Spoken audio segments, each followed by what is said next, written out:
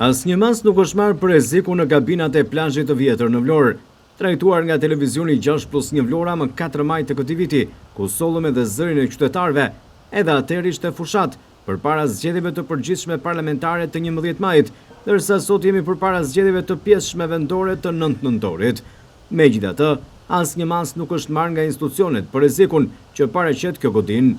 Asnjë reagim të paktën eliminimin e rrezikut për jetën e banorëve. Një pjesë e betonit të shkallës në katin e 3 të ndërtesës është shkëputur, ndërsa kalimi në këtë zonë është me rrezikshmëri të lartë.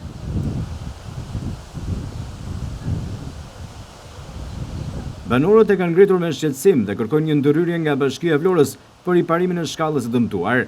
Ata janë të rrezikuar nëse nuk merren masa, por rreziku më potencial është për fëmijët dhe të moshuarit. Banorët e kabinave në plazhin e vjetër kanë shumë probleme. Ata janë hallë sa i përket problemeve sociale dhe ekonomike dhe sikur të mos mjaftonin këto, u duhet të jetojnë edhe në mes të rrezikut. Kabinat janë jashtë çdo standardi të sigurisë dhe këtë e dëshmon edhe kjo pjesë e shkallës së katit të tretë, e cila u shemb disa muaj më parë, por nuk është marrë asnjë mas. Banorët jetojnë në kushte të jetë të vështira, por një tjetër rrezik janë edhe papastërtitë që rrethojnë kabinat, si dhe barri e ferrat që kanë mbuluar rrugën.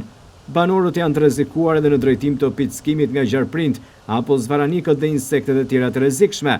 Ata kërkojnë kushte, por mbi të gjitha një mjedis të pastër e të sigurt.